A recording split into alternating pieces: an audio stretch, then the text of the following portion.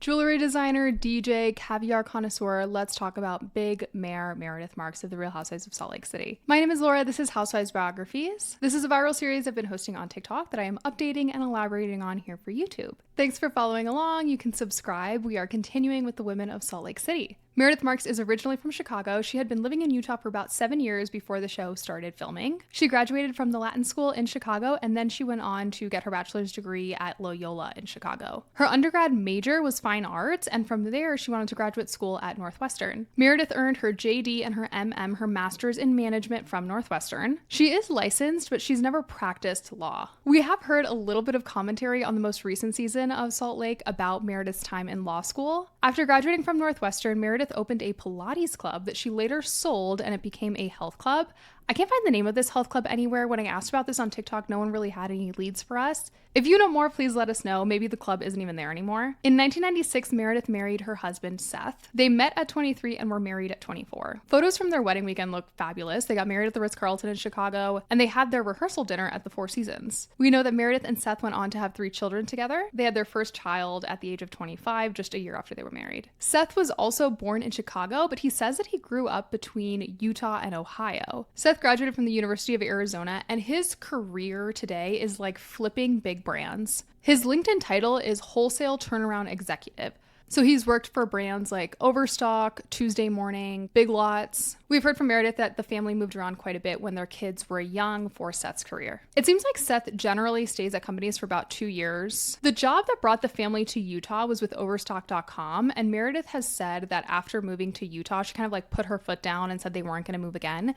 We see this a little bit in the first season where Seth is maybe trying to convince Meredith to move with him to Ohio, and there's even little scenes of them like in the car together and he's reading off lists like, here are the 99 best things about living in Canton, Ohio, and she puts her foot down and she's like, we're not talking about this anymore. In an early season of the show, we learned that Meredith and her husband Seth got a postnup about 15 years after their marriage. She opened up on camera that there was really nothing financial in this postnup. It was really concerning the custody of their children. I really liked that they shared this on camera. I thought this was an incredibly real thing to share on camera, especially acknowledging the majority of the audiences for this show are women of that age. There are so many states where women are not treated fairly in divorces. She shares that because they were living in Utah, just politically, she didn't feel like this would have been a good place for her to get divorced if she was to get divorced. Also on their marriage, Meredith has shared with us in the past that she and her husband have consciously uncoupled a handful of times throughout their marriage. Back to her career, I mentioned that Meredith sold that Pilates turned health club.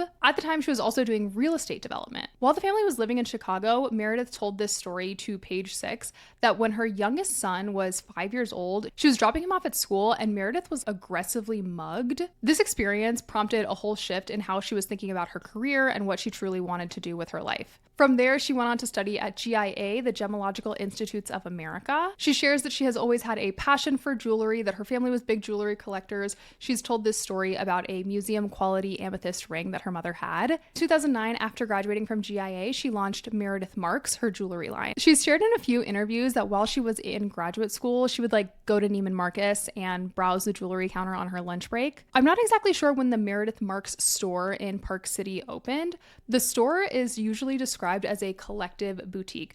So while Meredith sells jewelry, there is also clothing items. It seems like maybe there's other accessories that are sold at the boutique. We saw in this most recent season of Housewives that Meredith was rearranging the store to seemingly decrease products from other brands. So the store could focus more on Meredith Marks' jewelry and a caviar lounge for her newer caviar line, Meredith Marks Caviar. I have seen photos and videos of people on social media kind of recently going to Park City and sharing that the storefront of Meredith Marks is closed for renovation, so I'm assuming that that's what we saw on the show. We know that Lisa brought Meredith into the show, and they share with us on the first season that they have been friends for some 10 years at this point. Their friendship is incredibly well established. I'm assuming that they met in New York, and then Meredith moved to Utah, where Lisa was living some 3 years later. Again, about 7 years prior to the show starting to film. On her businesses, we know that Meredith Marks now has a caviar brand. I just mentioned that in the Caviar Lounge in Park City. She's also now DJing. I think every franchise has a theme. It allows for a thread in conversation season to season when cast members are added or subtracted. And the theme of Salt Lake City is religion. Last season on Salt Lake, we saw Meredith's bat mitzvah. I think this has been our clearest example of someone leaning into religion on this cast,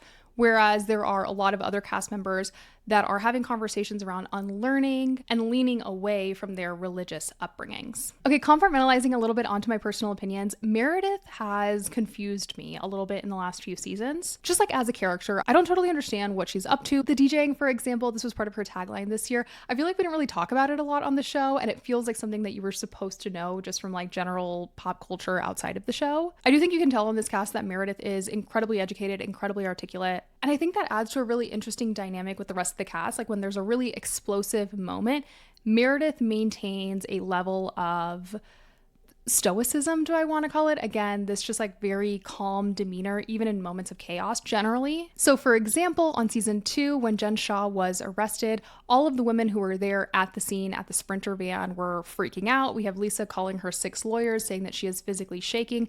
And then in a later scene, when Meredith learns about the arrest, she's kind of unfazed. Meredith has also shared with us that she does not live in Park City full time. She is a renter. Knowing this and speaking so openly about this also throws me off a little bit about her place in the cast, because I, as a viewer, want to believe that these women are at least friendly in between seasons. Meredith not living there full time just kind of ruins the illusion a little bit for me. Like it makes me feel like she is truly just a character on this cast versus this is a show about like a potential friend group or about women that truly do overlap socially. I think Meredith can be really funny, and I always think it's unintentional when she's funny.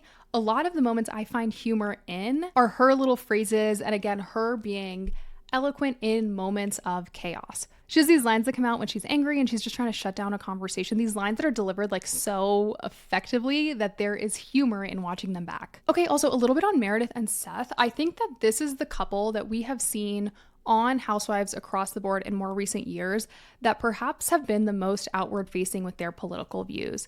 When I shared this on TikTok, I got both a lot of support, people also seeing this, and a lot of pushback that they should be using their platform in this capacity. Now, I'll step back and say, like, I assume the majority of housewives don't vote in the way that I do, and I am not looking at these people as like political guides. What I mean about Meredith and Seth is that I feel like they have maybe political or politically colored comments that slip through the cracks a little. I am sure production tells people not to get political. I feel like they get away with like the suggestion of political comments. And that's not necessarily bad. That's just to say that I find it to be different from other couples on Housewives across the board. Seth specifically, I think, gets away with a lot. Like on that first season when Jen is throwing her husband Sharif an 80s party, Seth shows up in a Reagan t-shirt. He's wearing it under a blazer, so it's not like his full outfit. But like, if you know, you know. People have said that he apologized for this afterwards. But the point being, again, like he could wear it. It's kind of slipped through the cracks again. It wasn't the whole outfit, but it was there. Meredith similarly definitely had some politically colored comments in the scenes leading up to her bat mitzvah. The bat mitzvah itself, I think, is extremely important for the show. I thought it was a really special event. And again, I think it makes total sense in this recurring conversation that we have about religion on the show. And it was something that she truly was going through. And for that reason, it landed as really genuine to her person. The show was documenting something that she was actually going through. Even the inclusion of Meredith's work with GLAAD, her support for the LGBTQ community. We see Bronwyn also making a lot of comments in support of the LGBTQ community. Like Bronwyn was mailing out pride flags to local Utah businesses. I shared this in our Bronwyn video that's up and posted if you want to watch that. So anyway, the political comments from Meredith and from her husband kind of range in their political leanings and how outward they are with these. I don't necessarily think that's good or bad. Again, in theory, they are showing their true selves. They are really leading with their values on this platform. Again, not good or bad, but just to say, I feel like it is very different. And it is probably like slipping through the cracks in a sense that I'm sure production like discourages people from being so outward with their political views today. Tell me if I'm totally overlooking another couple on another franchise that maybe is more outward today with their political views. On Meredith's contribution to the cast dynamic, I spoke at length about Meredith and Lisa's alliance, their really loyal friendship, on our video about Lisa that will be up and posted by the time you can see this. So to avoid repeating myself too much, I think that their alliance adds a really interesting backdrop to the relationships with the other women. They are loyal to each other above all else. Even during this most recent season finale, there was this like impromptu intervention led by Mary, where all of the women are seemingly confronting Meredith with concern. Mary is leading this conversation, and I do feel like Mary's concern for Meredith was very genuine. The women are making comments about Meredith spiraling, and the implication is that she may have some sort of substance abuse issues. They're also making comments about her marriage and potential challenges in her marriage. Bronwyn in particular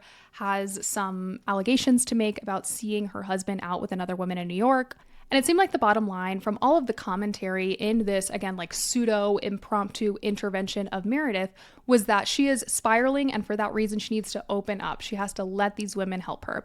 I do think that there is a religious undertone in that language, in that narrative. And I spoke about that a little bit more on our video on Mary. But through the lens of Meredith, this line of opening up to the women is really interesting because I do feel like she is a cast member that deeply, deeply values her privacy, especially after the hot mic moment with Lisa during season 2 when Lisa alleged that Meredith had slept with half of New York, quote unquote. Meredith does make a lot of comments throughout this most recent season that she is looking to keep more things private. And we also don't get a lot of solo scenes on her most recent season, beyond the one scene in her Park City store where her husband and her daughter are helping her move things around for this upcoming renovation. That being said, when I first released this biography on TikTok, I said that I thought Meredith would be a great friend of for this franchise, especially because she wants to seemingly pick and choose and maintain some more privacy in her storyline. However, during this most recent reunion airing, we are hearing that Meredith perhaps is not coming back for next season at all. I could understand the maybe like blow to the ego that a woman would get going from a full-time cast member to only being offered a friend of spot, but again, I really do feel like it's appropriate for a character like Meredith, again, who is in the city part-time, who clearly wants to maintain more privacy. It feels like friend of would be a really like reasonable and like happy medium role for her on this cast. However, who knows if she's going to come back next season? I'm looking forward to finding out. I guess we're just going to have to wait and see. And I think we'll close off there. This has been Housewives Biographies on Meredith Marks. We are quickly working through the women of Salt Lake. I want to say we have 2 biographies left on the women of Salt Lake, Heather and Whitney. Again, make sure you're subscribed so you can follow along. And thank you so much for hanging out. I'll talk to you soon.